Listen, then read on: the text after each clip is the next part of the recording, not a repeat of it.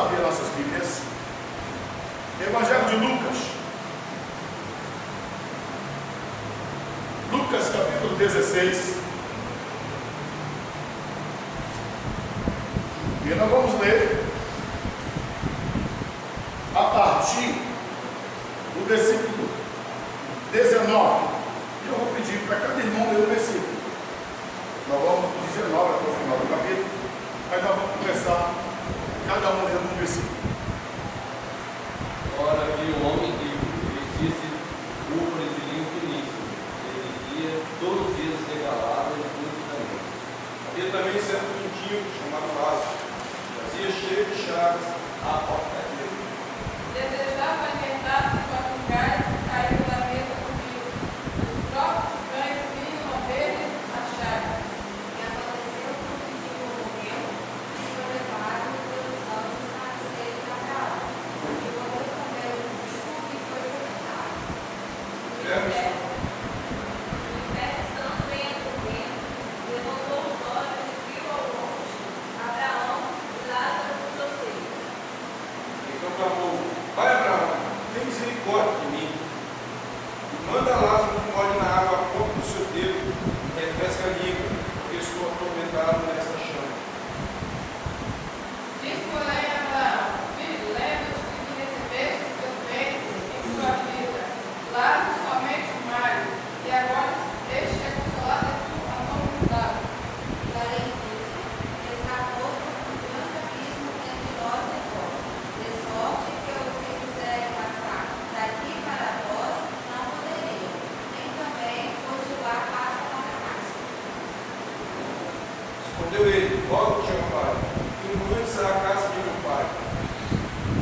Porque tenho 5 irmãos, para que lhes dê testemunho, a fim de não virem também para este lugar de vocês.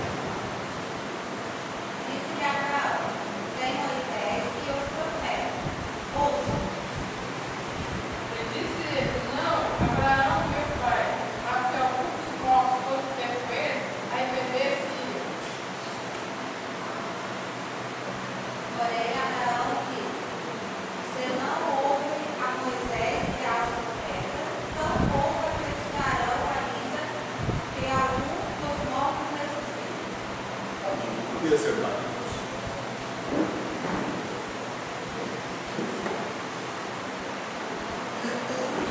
Os irmãos leram o texto em casa? Escutou até o lado da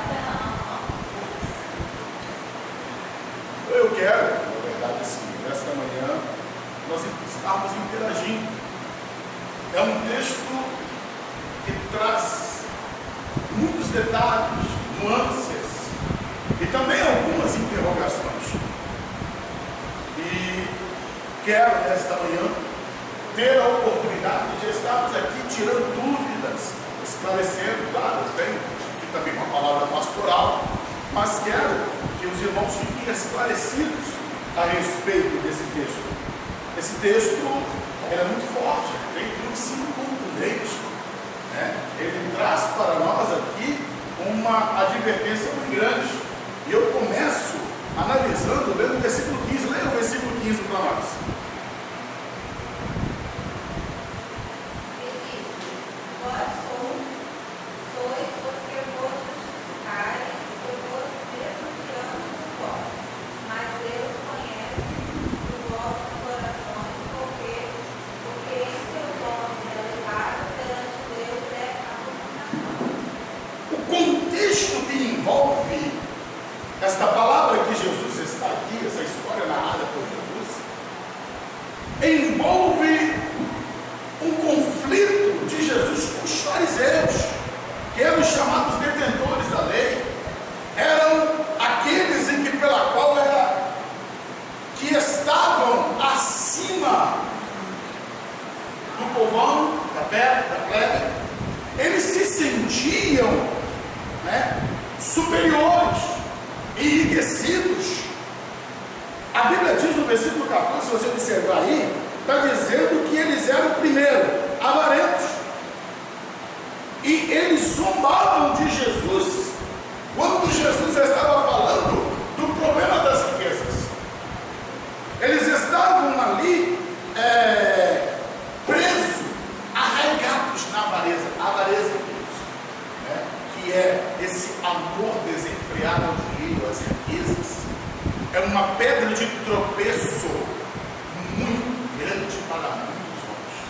tem sido o desastre e a ruína de muitas pessoas no decorrer dos tempos. E Jesus aqui, ele agora vem mostrar, nessa história que ele narra do rico e Lázaro, tomando os fariseus ali, né, que eram avarentos e consideravam que ser rico era um sinal da bênção. A prosperidade, né, era a marca detentora da bênção de Abraão sobre eles. As promessas de Deus estavam cumpridas, estabelecidas. E Jesus mostra um contraste forte, pesado, pois usa exatamente aquilo que seria dentro da retórica rabínica, dentro do conceito judaico, o salvo, o homem perfeito, porque ele era rico, próximo, cheio de fartura, e contrasta com um mendigo, pobre, um pedinte, um esmolante. E é nisso, amados, que nós hoje vamos estar trilhando, analisando. Jesus, ele diz, né, no versículo 16 até o 17, ele diz assim: a lei e os profetas duraram até João. Desde então é anunciado o reino de Deus, e todo homem emprega a força para entrar nele. Jesus está dizendo que o último profeta foi João, e que a partir de então estava inaugurado o reino de Deus, o tempo expressivo da graça, e agora exigia força para entrar nesse reino. O que é isso? Não é força de violência mais, é força de renúncia, de abnegação, de negar a si mesmo, de abrir mão dos seus próprios desejos, vontade, querer, para satisfazer a vontade de Deus. Vamos para o texto, verso 19, lê para nós. Ora, havia um homem rico, vestido de púrpura, de linho finíssimo, e vivia todo dia regalado e estritamente. Havia um certo homem. Não é descrito aqui o nome deste homem, mas é dito que este certo homem tinha uma classificação para ele. O estigma que o identifica não é pelo nome, mas é por aquilo que ele possui. Um certo homem. Este homem, a Bíblia descreve que ele se vestia do melhor que tinha. No nosso linguajar popular, seria o seu look, era o da moda, era o mais fino, né? Seria a roupa de boutique, eram as roupas importadas. Ele não media esforços para se vestir bem, mas a Bíblia também diz aqui, na parte B, que ele vivia todos os dias regalada e esplendidamente. O que significa dizer isso? Significa dizer que este homem, ele tinha uma vida de luxo. Ele desfrutava de tudo aquilo que a riqueza poderia proporcionar para ele. Era um homem que tinha, né, possivelmente sua casa cheia, muitos amigos, muitas festas, e festas essas regadas, né, a requintes, muita comida, muita bebida, muita farra, tudo que o dinheiro poderia proporcionar. Era esse estilo de vida que este homem tinha. Aquilo que a riqueza podia lhe dar, ele desfrutava. Por isso é descrito que ele vivia regalada e esplendidamente. Verso 20. Pode ler. Havia também certo mendigo, chamado Lázaro, que jazia cheio de chagas à porta daquele. 21 também. Desejavam alimentar-se com as carnes que caíam da mesa do rico. Os próprios cães iam lamber as segundo personagem da história. E esse segundo personagem, ele é o contraste do primeiro.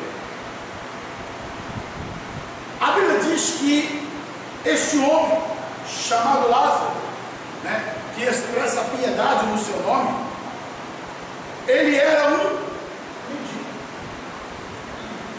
Ele estava cheio de chagas à porta do rio. E ele desejava comer das migalhas. Era um estimulante, era um pedinte. Então esse homem tem dois problemas. O primeiro é que ele é pobre, ele é um mendigo. O segundo que ele é um doente, está com o seu corpo cheio de chagas. A Bíblia diz aqui que os próprios cães vinham lamber-lhe as suas chagas. O único afago que ele tinha eram os cães, os animais. E no espelho da vida nós temos aqui um contraste. Um homem que dentro da sua casa suntuosa vive o luxo, e à porta deste está um homem que não tem absolutamente nada. Tá. Vamos falar um pouco desse ignorante. O conceito de pobreza, desde a ideia judaica até os dias de hoje, é que pobreza significa ausência de Deus. A teologia da prosperidade hoje desafia as pessoas e diz para as pessoas que elas têm que ser ricas, que elas têm que conquistar, que elas precisam ter para ser.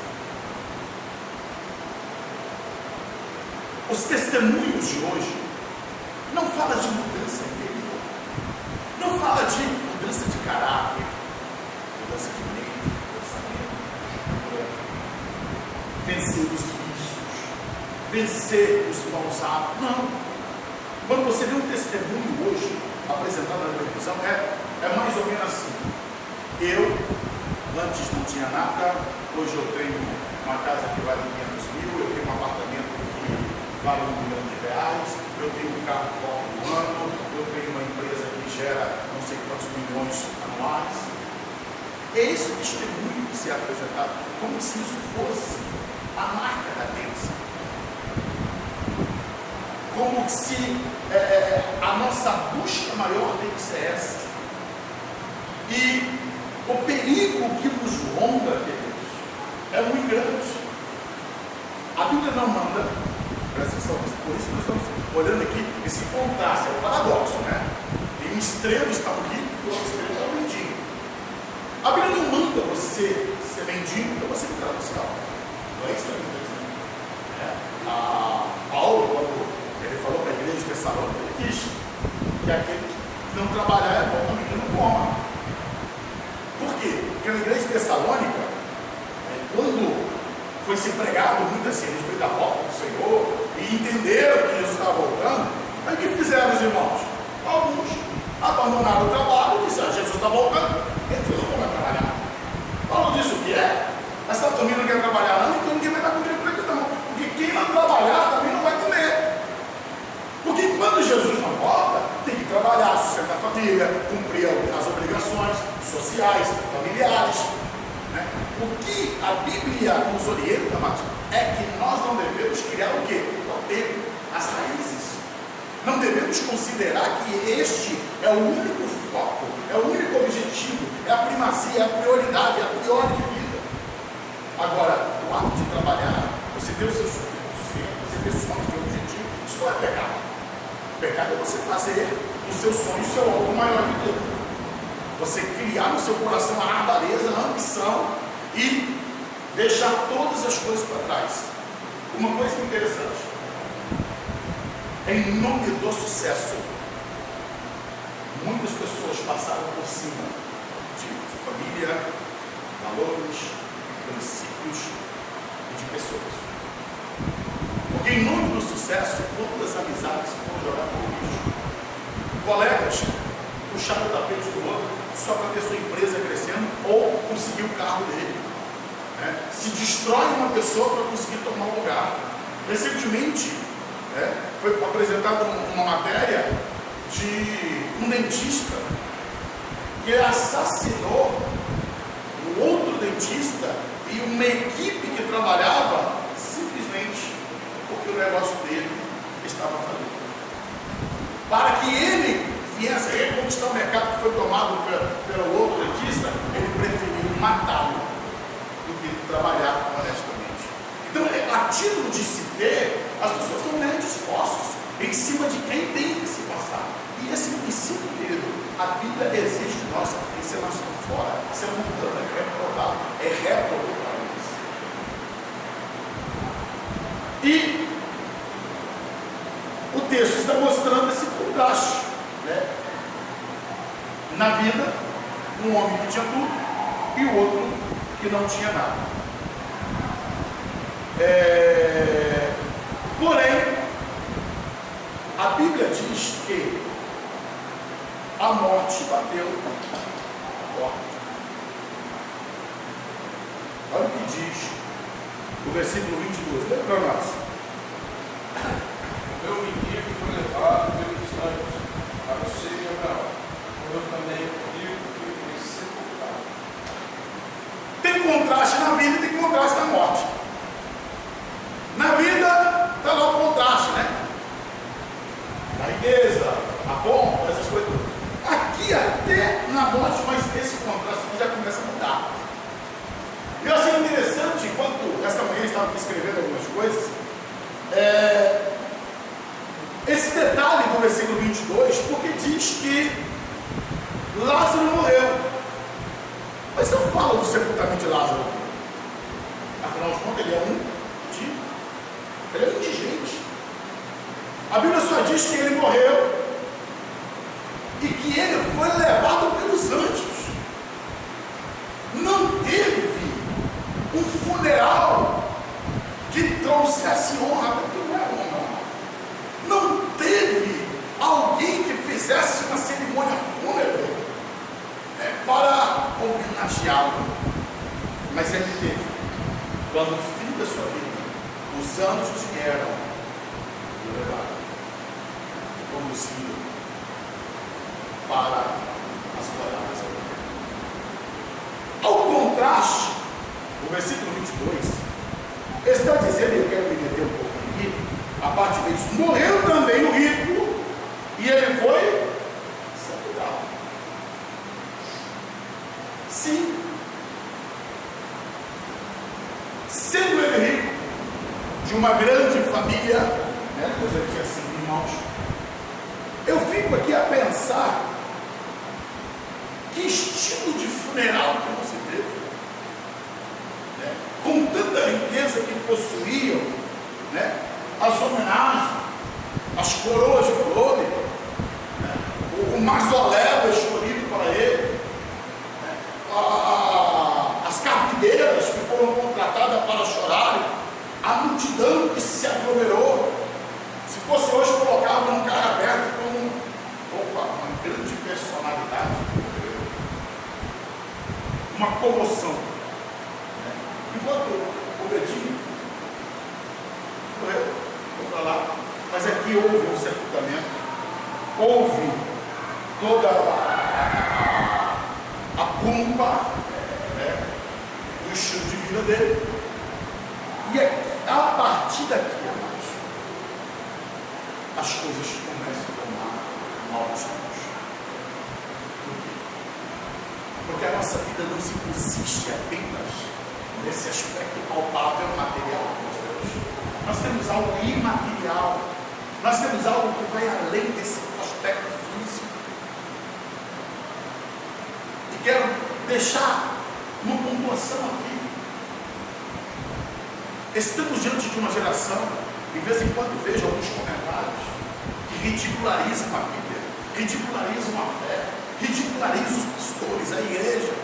Queridos, para o desprazer dessas pessoas, quando elas deixarem essa vida, elas vão perceber a loucura e besteira que fizeram de terem zombado daquilo que era o mais importante para a vida deles. Então essa zombaria Esse sarcasmo que hoje, né, é feito com a igreja, com a Bíblia, com a fé, vai ter um preço muito alto. As pessoas, quando elas estiverem lá, como vamos analisar aqui, elas terão em si o sentimento tardio de arrependimento pelas loucuras que fizeram. Me lembro de um famoso ateu que durante toda a sua vida ele escreveu, difundiu, doutrinou sobre o ateísmo, mas o seu leito de morte, quando estava ali sentindo já ânsias da morte, e que estava cercado por inúmeras pessoas que acompanharam ele, seus alunos, e ele disse: Deus, eu sei que o Senhor não existe, mas o Senhor existe me perdoa. Porque dentro do seu coração ele sabia que ele poderia estar errado na sua cabeça. E muitos vão descobrir isso, como esse aqui, tarde demais. Tá, mas vamos avançar. Alguma pergunta, Marcos? Vocês vão ler o texto. Vamos continuar então. Versículo 23. Pode ler para nós. Mas ergueu os olhos, estando em tormento, e ao longe Abraão estava no seu seio. Onde é que ele está? Mas, O que é Hades? Hades? O menino está sendo inferno. É. O que acontece? Hades chama-se habitação dos mortos. No final, eu vou trazer uma explicação, né, sobre esse problema que existe dessa habitação dos mortos. No Velho Testamento, é a palavra Seol, no Novo Testamento, Hades, que era considerado a habitação geral dos mortos. Vou deixar isso para o final, vamos caminhar aqui, depois eu vou explicar, né, como é que era o conceito judaico a respeito da habitação dos mortos. Pois, adiantando um pouco, dentro do conceito judaico e também, né, a doutrina do Velho Testamento apresenta que todos os mortos iriam para o mesmo espaço, que era separado por esse abismo, que era classificado o lugar de tormento para aqueles que morriam sem Deus, e o lugar de refrigério, que era chamado seio de Abraão, para aqueles que morriam na fé no Senhor. Era, como diz, o mesmo lugar, porém separado por um abismo e distintos no sentido de posicionamento. Um lado perdido, outro lado os salvos. Então, dentro dessa premissa, vamos continuar trilhando. A Bíblia está dizendo aqui que este homem, ele ergueu os olhos e ele viu longe Abraão e Lázaro. E aqui eu quero abrir um ponto que eu percebo que tem crentes, muitos cristãos que têm problemas com isso, né? E quero hoje, como Jesus ter aqui a oportunidade de estar esclarecendo isso. Quando uma pessoa morre, a morte configura o pó que retorna ao pó. O espírito e a alma desliga-se do corpo e volta para Deus. Os que estão perdidos irão para o local de tormento já. Os que estão salvos irão para o local de refrigério, aguardando, eles não estão nas moradas eternas, mas estão aguardando o momento arrebatado da igreja para que juntos todos irão participar da herança eterna, mas já estão em um local aprazível. Jesus disse para o ladrão lá da cruz, porque hoje mesmo estarás comigo no paraíso. Então já apresenta um local de glória, de maravilhas. Mas qual é o ponto que eu quero ressaltar?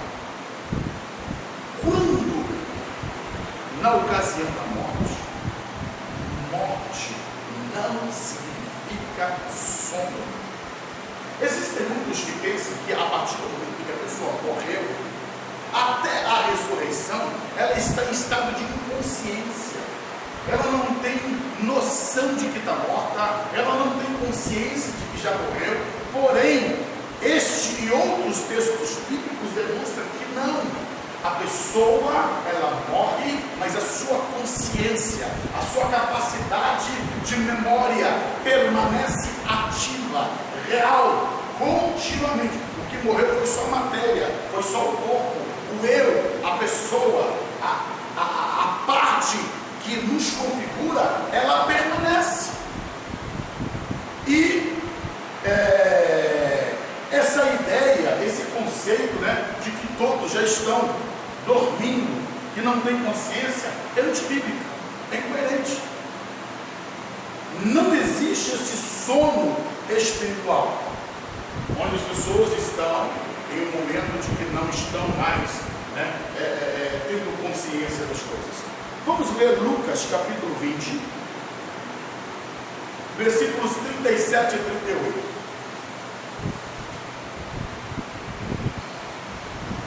Os mortos não ressurgiram, mostrou Moisés no trecho referente a Sassa, quando chama ao Senhor. Não, de novo, mais de novo. E os mortos não ressurgiram, mostrou Moisés no trecho referente a Sassa, quando chamam ao Senhor, o Deus de Abraão, o Deus de Isaac, o Deus de Jacó. Ora, Deus não é Deus de novo, mas de vivos, pois para Ele todos vivem. Então esse conceito de que as pessoas estão dormindo é incoerente, é antibíblico. Não diz respeito à Bíblia. Deus é Deus dos vivos. Está morto para o mundo físico, mas permanece vivo e ativo no mundo espiritual. Um outro exemplo é quando Moisés e Elias ali se apresentam no Monte da Transfiguração. Lá estão eles conversando com o Senhor Jesus, né? Lógico que dentro de um prospecto maior, né, que estava ali Moisés representando a lei, né, Elias representando os profetas, né, e Jesus representando a graça. Mas eles estavam que dormindo? Não. Estavam ali ativos, vivos. A igreja adventista, ela prega o sono, né? E eu já vi alguns irmãos dizendo que as pessoas, elas estão inconscientes, as pessoas, elas não têm entendimento de porquê. Mas desde que a pessoa desligou-se deste corpo, ela tem noção plena, total e absoluta de que ela já não mais está viva e que ela já entrou para a eternidade. Até para as pessoas que já tiveram experiência pós-morte, elas têm noção de que elas viram o seu corpo, tiveram consciência de que estavam morrendo, e isso é a realidade, amados. Alguma dúvida?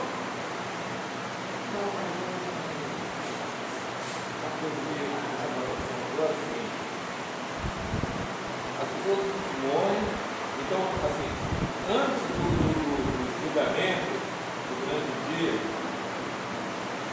praticamente todos já terão assim, consciência, todos que morreram já terão consciência de que eles ou vão para o céu ou vão para o inferno. Sim. Popularmente falando. Sim. Na verdade, aqueles que morreram sem a experiência de salvação. Vamos usar o exemplo do desviado. O desviado que morreu sem Jesus, ele já tem noção plena de que ele perdeu. E ele já aguarda o tormento eterno, porque ele já está em tormento. Né? Tormento físico, né? Que é um prenúncio ainda do inferno, que é a rageria lá do fogo, e o tormento mental. A Bíblia diz, não esteja Apocalipse, finalzinho do Apocalipse,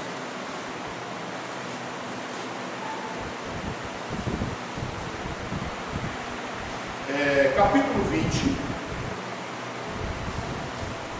versículo 14 e 15.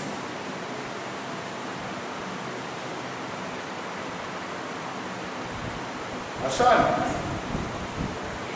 Quem achou pode ler. A boca do inferno foi lançado do lado do fogo, e esta é a segunda morte.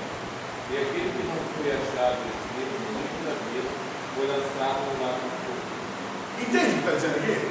A morte e o inferno dele. Então, esse inferno é um estado provisório ainda. As pessoas já estão em tormento, mas elas passarão pelo crivo do juízo final. Vamos usar uma linguagem jurídica popular. É como alguém que cometeu um crime e ele está preso. Cometeu um crime, preso. Porém, quer dizer, ele já está na prisão. Ele vai ter que passar pelo julgamento. Mas ele já está preso. Ele está ali, detido. Né? Depois ele vai ouvir a sentença final, que vai levá-lo para uma detenção, né? Mas ele já está preso, porém aguarda a sentença final. É o que as pessoas hoje, né? Morreram sem Jesus, já estão presas, já estão em tormento, apenas aguarda a sentença do juízo final, que irá conduzi-las para o Geena, que é o lago de fogo.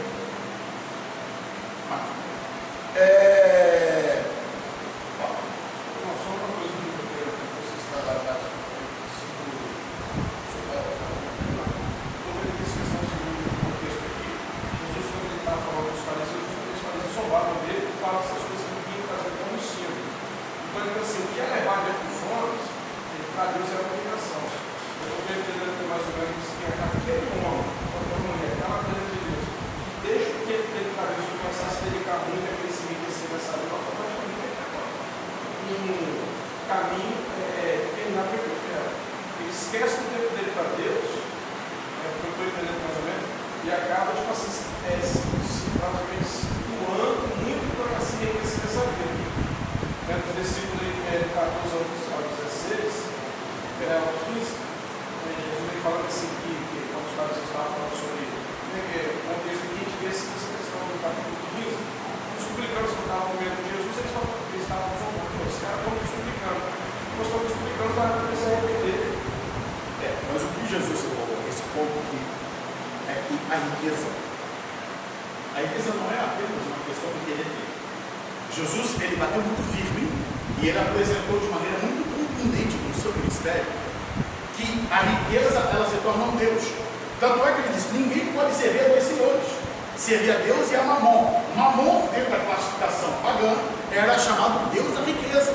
E ele disse: não tem como servir ao Deus da riqueza e servir ao Deus dos céus. Porque você vai agradar um e se agradar o outro. Não há combinação dessas duas coisas.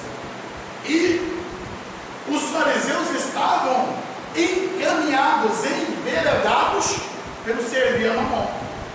Eles estavam cultuando. E qual é o primeiro mandamento? Não terás outros deuses diante de mim. Qual foi o problema do jovem rico? Exatamente. Ele disse que guardava todos os mandamentos, mas esqueceu do primeiro. Ele tinha outro Deus diante dele, que era Mamon, que regia a vida dele e era a prioridade da vida dele. Voltando então ao texto, a consciência, eu quero bater um pouquinho nisso. O poder de consciência que a pessoa tem pós-morte, ela tem entendimento, ela tem compreensão, e no desenrolar desse texto bíblico demonstra que toda essa consciência e memória que esse homem está tendo.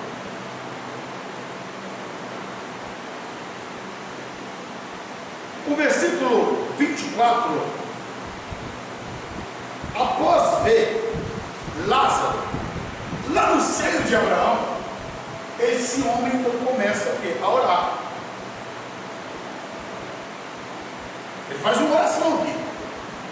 Lembra nós? Verso 24.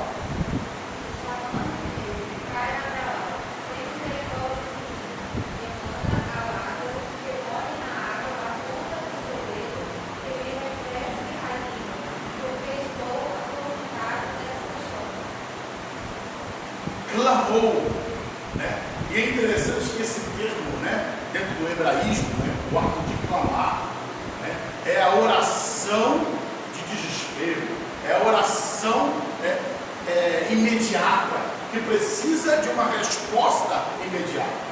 E está dizendo aqui que ele clamou, ele está orando, mas o único problema é que ele está orando no lugar errado. A Bíblia diz, amados, né, Isaías 55, 6: buscai ao Senhor enquanto se pode achar, invocai-o enquanto ele está perto. E a pergunta é possível Deus não responder uma oração? Sim. Essa oração nunca, jamais será respondida. Alguém escreveu algo da seguinte maneira, né? Fez um questionamento: onde que existe o maior número de concentração de orações? E aí alguns responderam: lá na Coreia, porque a igreja do pastor Poyokushu tem quase 1 milhão de pessoas. E foram identificando: na África, não sei onde. E aí essa pessoa disse: não, onde existe o maior número de concentração de oração é em Israel.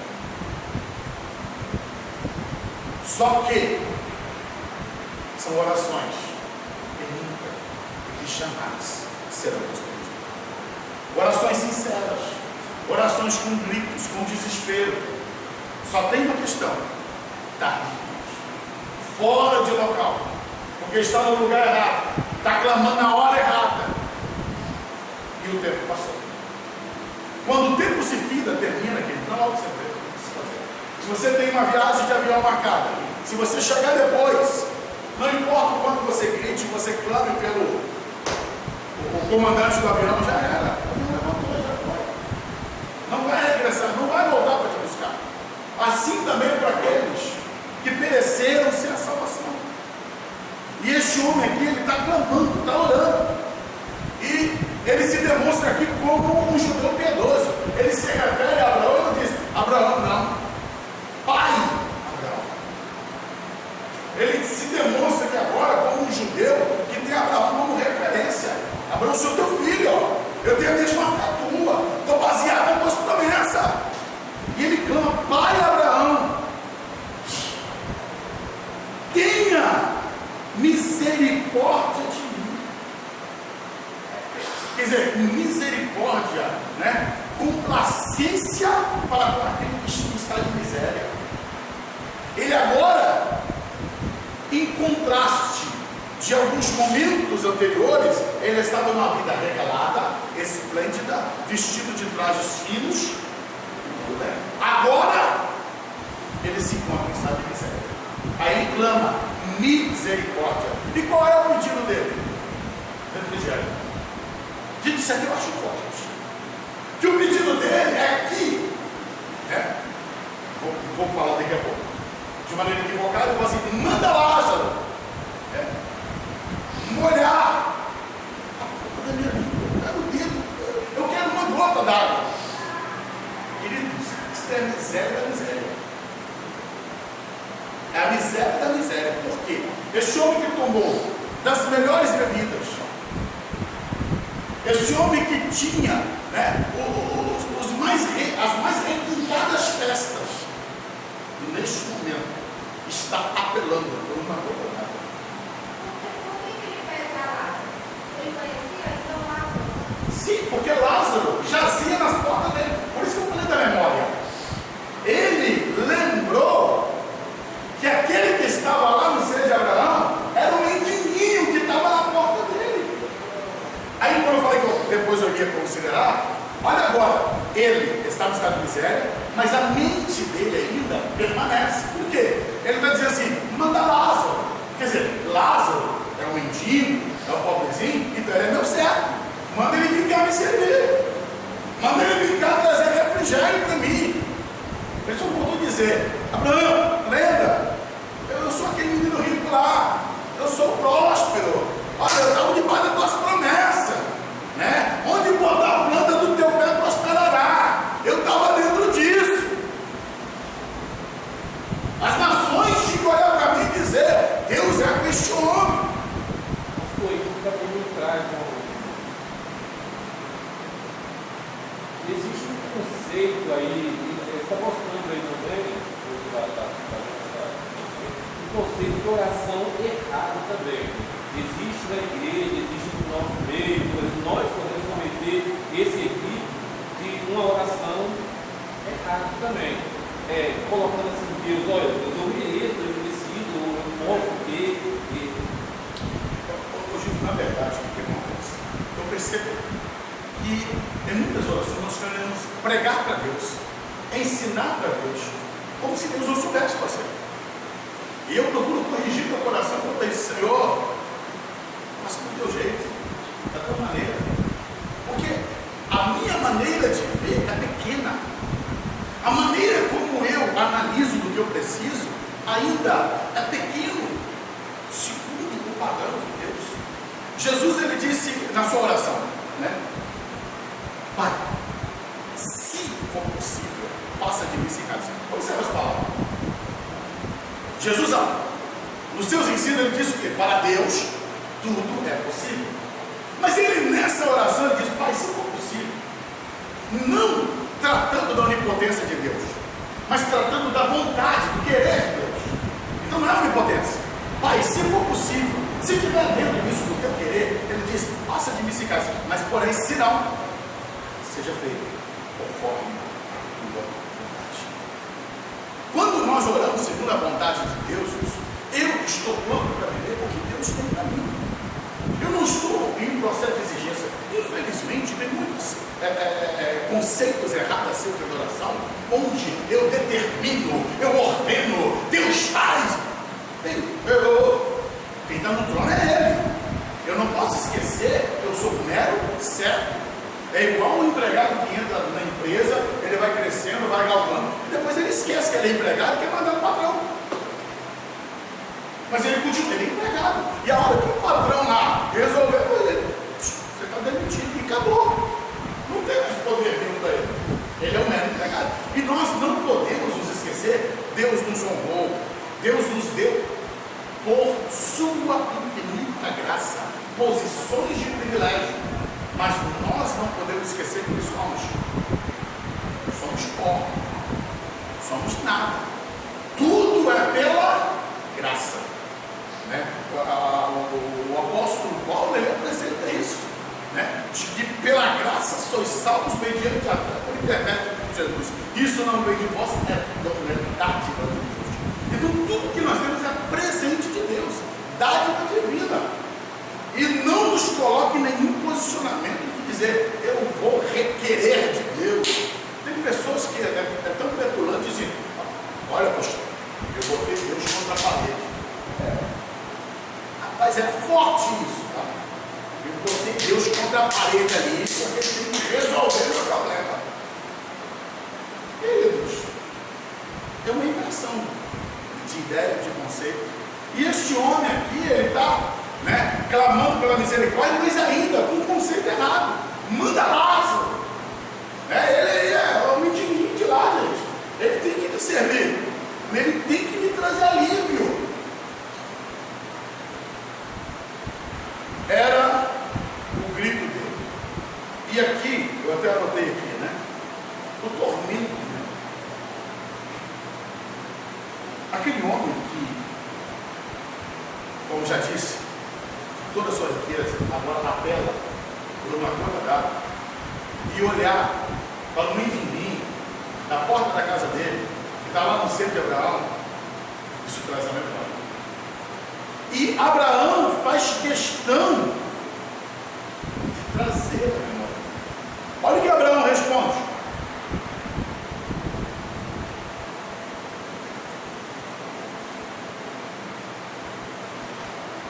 Versículo 25, pode ler. Disse, porém, Abraão, filho, lembra-te de que recebeste os teus bens de tua vida, do lado somente o marido, e agora este é consolado e tu atormentado. Eu gostei da fala aqui de Abraão, porque Abraão respondeu na altura. Ele, pai Abraão, eu respondo, filho. Fica na sua nomenclatura. Era só o título, por ser judeu, filho. Mas, se fosse filho, estava com Abraão, estava lá. Né? Então aqui, apenas o status dele era de um judeu. Mas o posicionamento levou ele a estar onde estava. E Abraão agora procura evocar nesse homem a sua memória. E essa palavrinha aqui é forte, irmãos. Lembra-te. Ó, apelando para a memória. Lembra-te que lá na vida, lá o que você deve. E aqui eu quero também desconstruir uma ideia errada. Presta atenção, irmãos. Aquele homem não estava perdido porque era rico, não.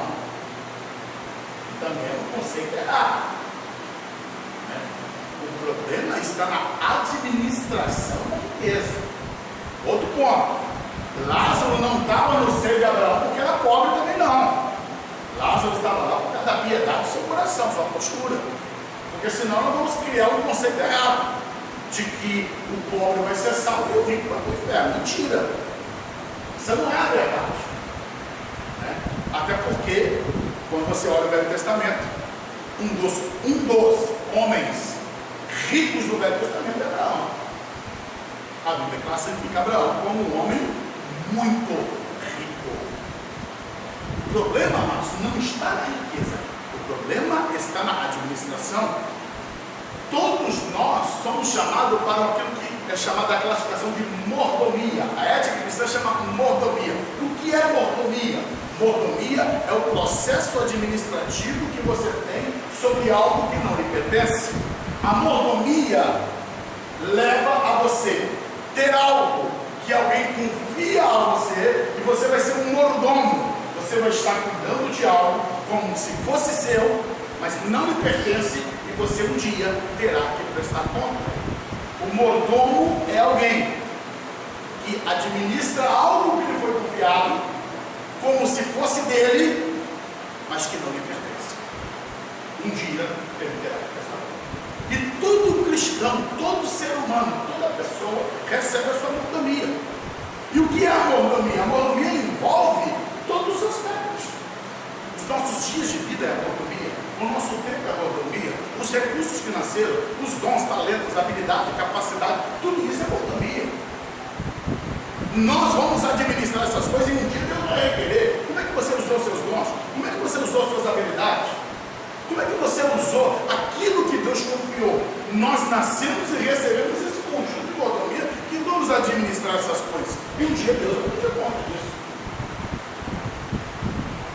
Então, Abraão apela para a memória, diz, lembra-te, quero trazer a tua memória, homem, que lá na terra você teve uma vida regalada e nunca lembrou que você tinha um pai Abraão.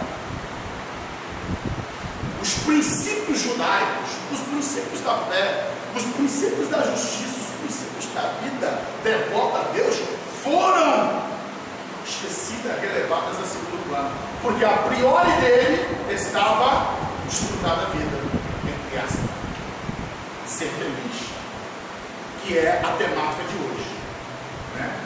O que importa é ser feliz, não importa como, não importa quanto custa isso. A minha felicidade está acima de qualquer coisa, né? Ainda que eu tenha que passar por cima dos meus filhos, passar por cima da minha esposa, passar por cima dos meus valores, passar por cima. Eu quero ser feliz. E isso é uma sociedade hedonista, uma sociedade que perdeu o conceito de que a prioridade é Deus, a prioridade é o Senhor. E Abraão está trazendo aqui a memória agora, lembra-te. E o que evoca aqui também, nesse lembrar? A lei da semeadura do recolhimento. Irmãos, eu já falei, repito, e não vou cansar de dizer, não existe semente neutra. Tudo que nós semearmos, vamos colher. É o princípio que Deus estabeleceu. Toda semente ela vai produzir mais cedo ou mais tarde. Nós vamos ter, né, uma grande horta, um grande jardim, ou vamos ter um grande matagal de espinhos e abrolhos. Depende do que nós estamos plantando. Infelizmente, esse homem plantou espinhos e abrolhos. Ele plantou um grande matagal para ele. Agora ele está colhendo exatamente aquilo que ele plantou.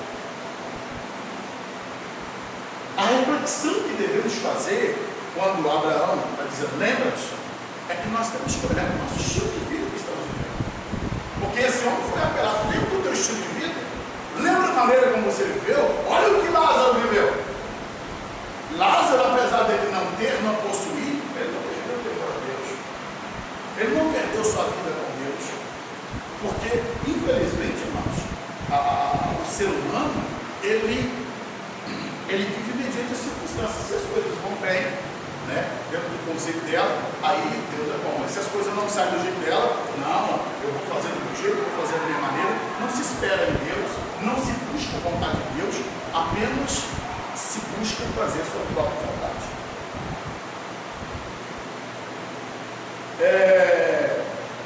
Verso 26.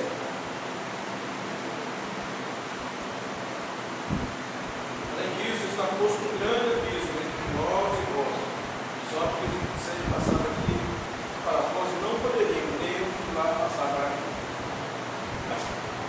O que significa isso? Significa que o estado dos mortos, a posição dos mortos não é temporária, é permanente. Quem está perdido não vai ser salvo depois da morte nunca. E quem está salvo jamais se tornar-se a Deus. É intransponível esse abismo. Por isso, oração pelos mortos não tem valor. E existem denominações que estão ressuscitando isso. Né? Não, vamos orar por fulano que correu com Deus, vamos encomendar algo, vamos. Né? Quer dizer, conceitos antibíblicos incoerentes. A Igreja Católica faz uso, né? Vamos fazer missa, vamos acender vela, vamos fazer novena, vamos fazer missa de sétimo dia, missa de um mês, missa de. Todas essas coisas como um aparato para tirar a pessoa do purgatório e conduzir à salvação. Não existe purgatório. Uma vez que a pessoa está em estado de perdição, jamais ela poderá ser salva. Onde a árvore cair, ali ficará. E Abraão está dizendo para aquele homem, olha, quem está aqui não passa para aí, quem está aí não passa para cá. Fechou isso. A vida é essa oportunidade de definição da eternidade. Aquilo que foi definido em vida é aquilo que vai ser vivido plenamente na eternidade. Um grande abismo está entre nós e vós. Abismo esse, como nos disse, né, no início da aula, né, que dentro desse conceito, que o mesmo lugar era habitado pelos perdidos, pelos salvos, e esse abismo estava ali interpondo. A partir de então, quando esse homem entende que não tem mais nada para fazer por ele, que miseravelmente perdido ele está e encerrou o ciclo dele, aí ele passa agora a tentar ser piedoso e fazer intercessão. O que é ativação da memória? Primeiro ele lembrou do estilo de vida que ele teve, lembrou do que ele tentou, lembrou de que Lázaro de fato ficou lá mendigando na porta dele e ele não fez nada, não ajudou, não cooperou, poderia ter feito. Aí a memória dele ativa. Eu tenho 5 irmãos que viveu esse estilo de vida mesmo, que faz a mesma coisa que eu fazia. Aí ele começa agora. Versículo 27 e 28, lê para nós. Respondeu ele, ó meu pai, irmãos da casa de meu pai, eu tenho 5 irmãos, e ele quis desistir aqui, que não veio também para este lugar de tormento. A memória dele ativada, ele dizia, meus irmãos não vêm para cá. Por quê? Ele lembrou que tudo que ele fazia era mesmo que os irmãos dele estavam fazendo. Então, automaticamente, se ele estava perdido, os irmãos dele também estavam. E ele agora faz sua segunda oração, né, dizendo, Pai Abraão, eu te rogo, eu te peço, eu te imploro, manda Lázaro, novamente o pobrezinho do Lázaro. Está ele lá querendo botar Lázaro como servo dele. Né? Ele acha que está mandando Lázaro aí. Manda Lázaro lá na casa do meu pai, porque eu tenho 5 irmãos. E para que eles não venham para cá, vai lá dar testemunho. Uma coisa que me chama a atenção aqui é que esse homem, sendo judeu, ele não se preocupa com a piedade, mas agora que ele está perdido, ele passa a entender a importância da piedade. E agora ele quer fazer missão, quer montar uma agência missionária no inferno, quer enviar missionário. Vamos enviar missionário lá para minha casa, pai. Aí Abraão, porque meus irmãos estão perdidos, tem que anunciar, tem que dar testemunho para ele. Infelizmente, irmãos, tarde demais. Agora não dá para fazer mais missão. Missão não está com vida. Tem um texto, vamos ler. Eclesiastes capítulo 9, versículo 10.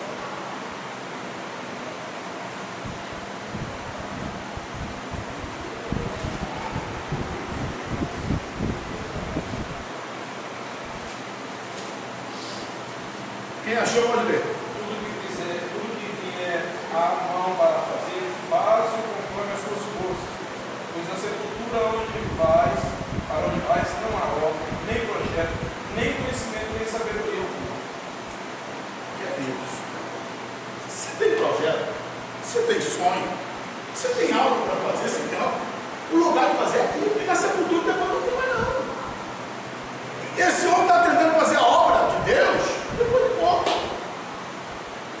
depois que o tempo encerrou, depois que o tempo passou, mas aí já era tarde demais. Não dá mais para tocar esse projeto. Esse projeto aqui encerrou.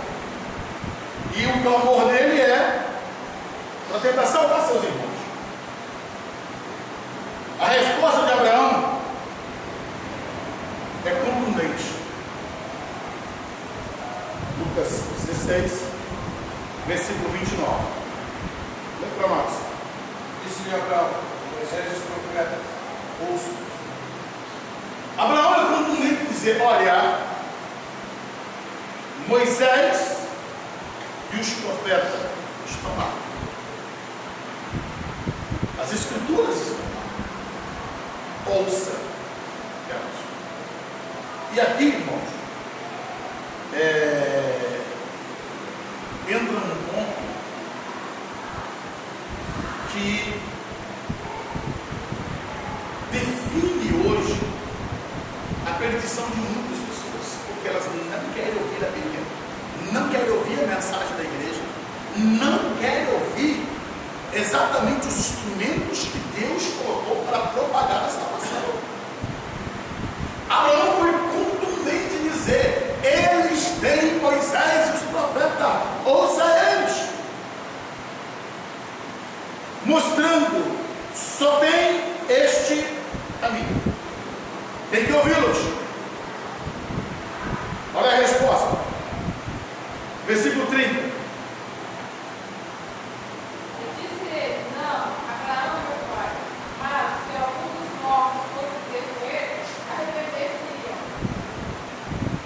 E aqui eu quero trazer uma séria reflexão dos irmãos. O que esse homem está tentando dizer para nós? O que esse homem está tentando falar? Ele está dizendo que se Abraão enviasse alguma pessoa lá dentre os mortos e fosse esse missionário lá na casa dele, dizer para eles que ele estava lá no inferno já, falasse do céu, do inferno, com palavras claras, eles iriam ser arrependidos. Tá, vamos olhar agora as entrelinhas dessa fala. Esse homem está pedindo algo extraordinário. Ele está pedindo algo milagroso, anormal, que não é convencimento, é terror e medo. Deus não trabalha com isso.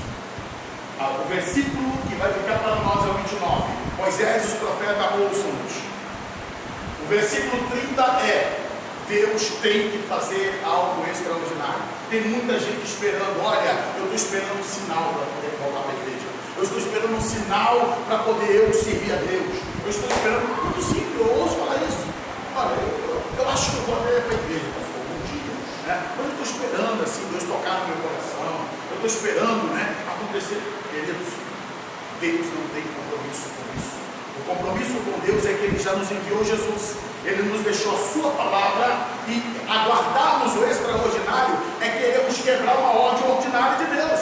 Qual é o processo ordinário do Senhor? A pregação da palavra através da igreja. O Senhor Jesus disse que quem crê e for batizado, esse será salvo.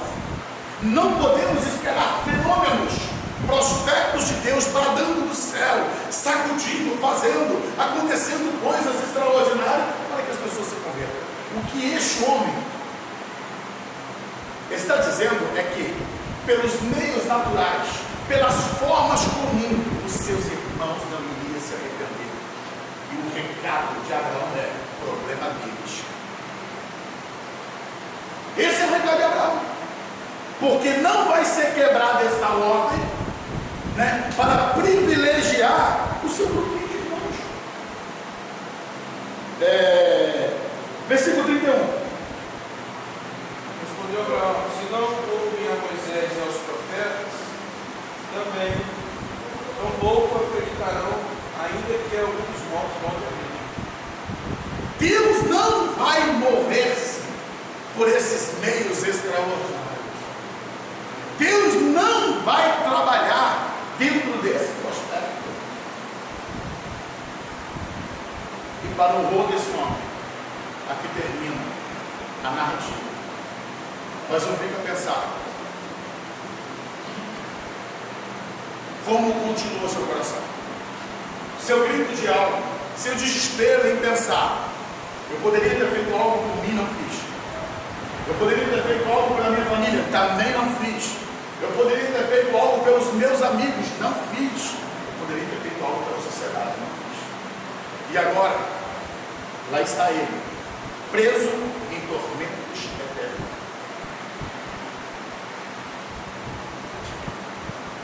Aqui, este homem também nos ensina algo. De que adiantou o acúmulo de riqueza dele e a mordomia mal administrada que ele teve? Queridos, quantas pessoas que estão bilionárias, ricas, podres de ricas, estão à beira da morte e ainda pensando em como conquistar mais? A pergunta é: para quê? Para quem? No conceito antigo das mitologias, dos povos pagãos, a ideia era que se levava as riquezas pós-morte. E por isso, muitos faraós que construíam aquelas pirâmides imensas, que eram verdadeiros mausoléus, e ali eram depositadas ali grande quantidade de quê? De ouro, de prata, de joias. Porque a ideia é que aquela riqueza seria para eles passarem pelos portais do paraíso, né? Para pagar a passagem, para que eles pudessem lá ter os seus espaços territoriais. Nossa, que loucura! Quando um homem finda a sua vida, ele não leva absolutamente nada. A fala de Jó, que ele expressa exatamente isso: eu nu saí do ventre da minha mãe, e eu nu para lá voltarei. E o que eu levo comigo as minhas ações, atitudes e decisões. Agora, as coisas materiais, todas elas ficam comigo. E a ausência de investimento correto daquele homem, da sua mordomia, fez com que tudo que ele conquistou ficasse.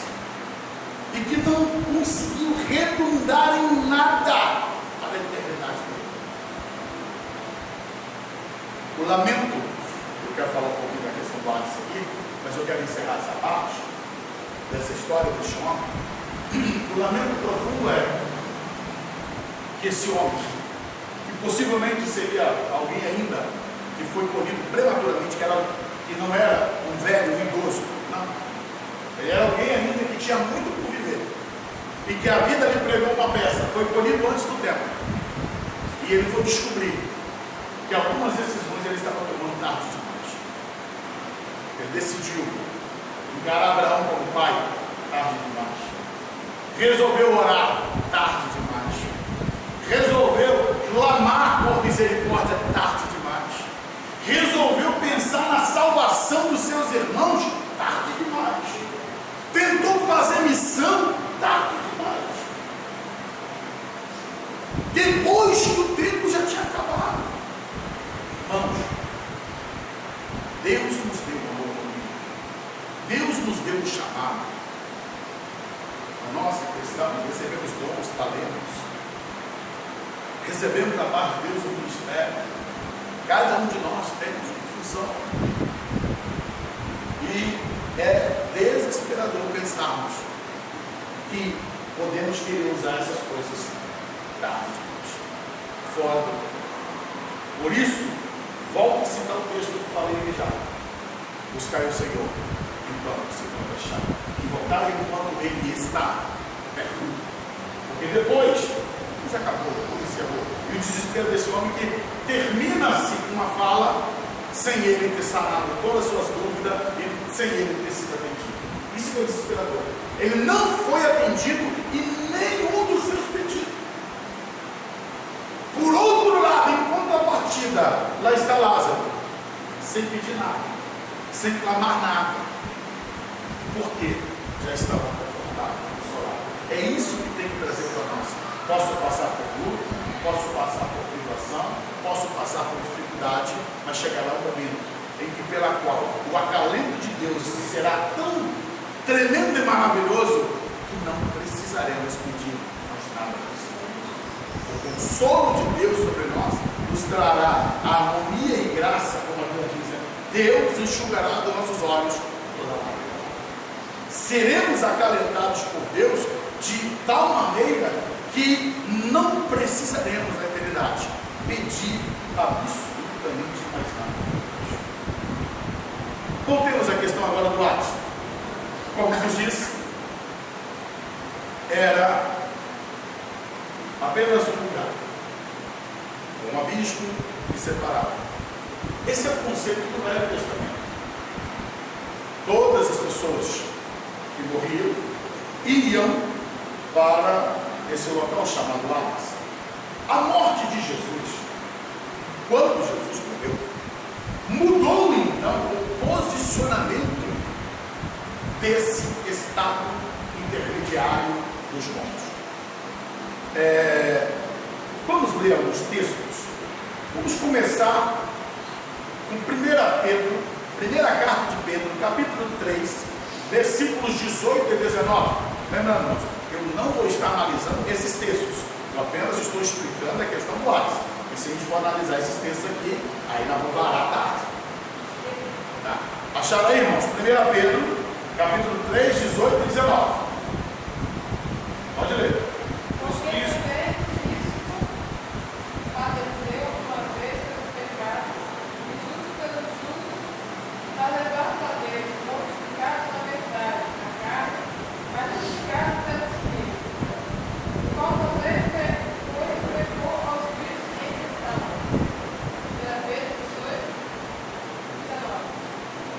O que temos aqui? Pedro, ele disse que Cristo padeceu uma única vez pelos pecados, o justo pelos injustos. E qual é o propósito? Levar-nos para Deus. E ele, na verdade, morto na carne, mas vivificado pelo Espírito, no qual também foi e pregou aos espíritos que estavam em prisão. Significa dizer que Jesus, ele desceu até o Hades e pregou lá no Hades, tanto para o lado quanto para o outro. A descida de Cristo ao Hades, sim, evoca muitas discussões teológicas, existem talvez mais perguntas do que respostas, por isso que nos disse, não temos como, né, agora abordarmos, né, os pormenores aqui, mas eu quero apenas ressaltar, né, esse fato ocorrido. Tem um outro texto de 1 Pedro, capítulo 4, versículo 6, é logo aí embaixo, né, dá para nós. 1 Pedro 4, 6. Pois para este fim o Evangelho pregado também a nós, para que mesmo julgados na carne sejam homens, vivam no Espírito segundo Deus. Pedro está afirmando aqui que o Evangelho também foi pregado para os mortos. Porque quando Cristo morreu, ele desceu até o Hades. Porque até então era o único estado intermediário onde todos os mortos iriam. Todos que morriam iam para o Hades. Separação do seio de Abraão, separação do lugar do tormento. Tá. Agora vamos pegar um texto que vai nos explicar o que ocorreu nessa descida de Cristo ao Hades. Carta aos Efésios, capítulo 4.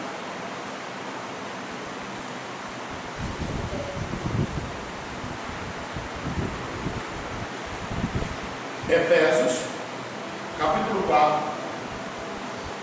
Vamos ler de maneira pausada a partir do versículo 7. Alguém leia o 7 aí, a gente vai dando as paradinhas. Leia o 7.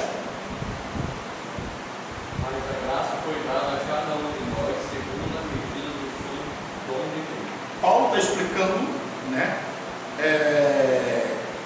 nesse texto aqui, a respeito da unidade, e ele está dizendo que a graça foi dada a cada um de nós segundo a medida do dom, da dádiva de Cristo.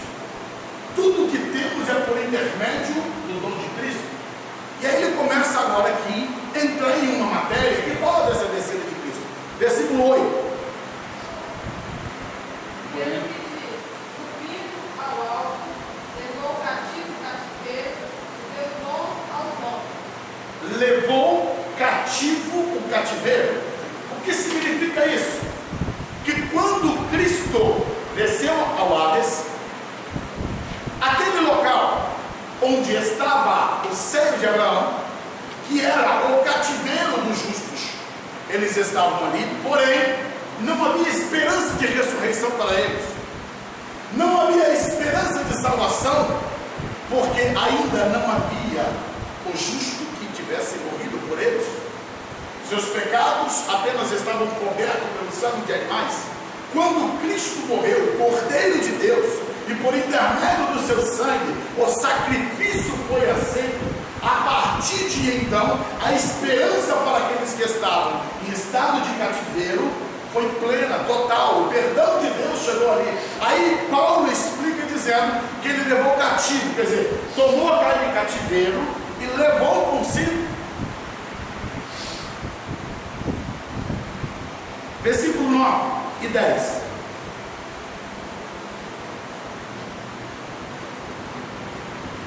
Efésios 4, 9 e 10. Ora, isso ele subiu o que é, senão tu também não tinha descido a parte mais baixa da terra. 10. Aquele que desceu é também o mesmo que subiu acima de todo o céu, para cumprir todas as coisas. Então a Bíblia diz que ele desceu às mais baixas regiões inferiores. Ele foi até o Hades e subiu, levando consigo o cativeiro. Levou consigo todos os santos que estavam ali, para então conduzi-los ao terceiro céu, ao paraíso. E os salvos hoje estão no terceiro céu, no paraíso, aguardando o arrebatamento da igreja na primeira ressurreição. Mateus capítulo 28, versículo 18.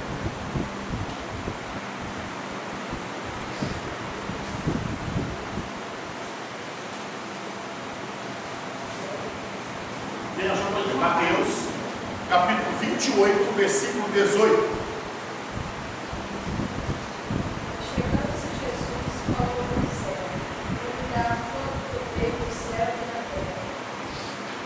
Quando Jesus ressuscitou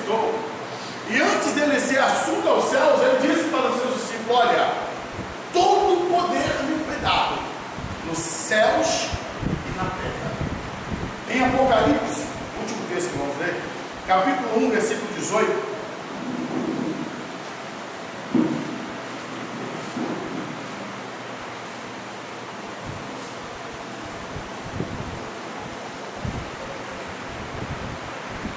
Pode ler. Apocalipse 1, 18.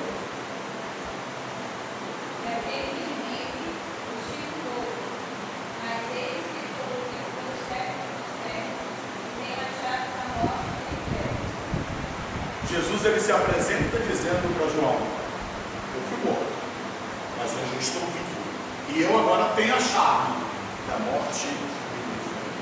Ele venceu a morte, venceu o inferno, levou cativo o cativeiro para que ele desse bons aos homens, conforme Efésios capítulo 4.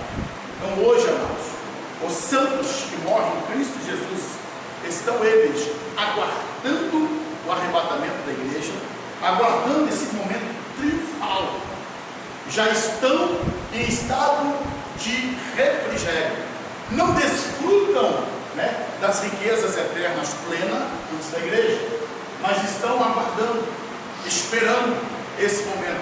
E os ímpios que morreram sem Jesus continuam amados pela local de tormento, local de sofrimento. E a esses, queridos, há um grito desesperador por misericórdia, há um grito desesperador por clemência que jamais será ouvido. Eu quero, antes de encerrar, orar com a igreja, mas assim mesmo, sentado. Eu queria que você curvasse sua cabeça, fechasse seus olhos, e nós vamos orar em duas situações. Primeiro, eu quero que você olhe por você mesmo. Tudo quanto nós falamos nessa lição, acerca do rico, acerca do Lázaro, que devem nos levar a uma reflexão. Que tipo de vida estamos vivendo? O que estamos semeando? Como é que estamos levando as coisas de Deus? Pois os dois eram judeus.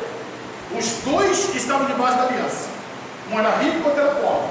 E tiveram um contraste de vida após morte. Segunda oração. Você ora pelos seus irmãos, pela sua família. Não espere em um momento que você não possa fazer mais nada. Então o tempo de fazer a obra de Deus é agora. O tempo de ser um intercessor é esse momento. Então primeiro você vai orar por você. Segundo, você vai interceder por aqueles pela qual precisam e necessitam de um milagre de Deus. Senhor Deus e Pai, nesta manhã em que estamos refletindo, Senhor, na tua palavra, Senhor, clamamos pela tua misericórdia pela nossa vida. Não nos deixa, Senhor, sermos enganados por nós mesmos. Não nos deixa, Senhor, andar segundo o curso do mundo. Sermos traídos pelas paixões e emoções. Sermos traídos pela sabedoria do mundo, pelas vãs filosofias, pelos conceitos que contradizem a tua palavra. Senhor, desperta o nosso coração para a piedade. Leva-nos e nos conduz ao verdadeiro arrependimento, Deus, para levar uma vida piedosa, séria diante de Ti.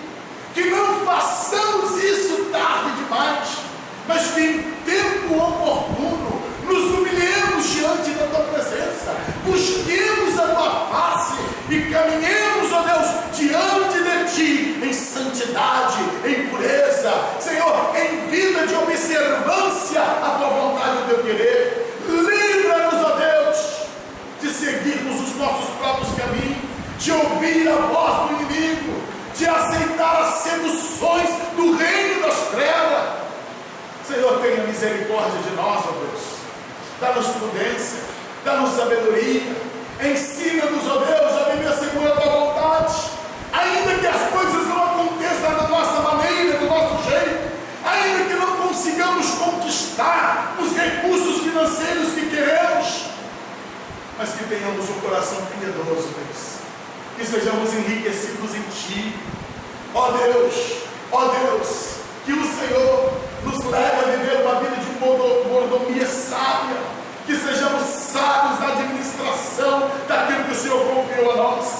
Livra-nos da insensatez, da tolice, ó Deus. Assim clamamos e oramos por nós mesmos, clamamos, Deus, pela nossa vida pessoal. também oramos, Deus, por aqueles que amamos.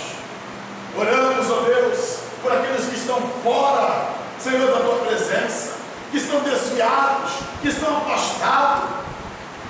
Deus, oramos, Senhor, por nossa parentela, nossos filhos, nossos irmãos, nossos parentes, amigos.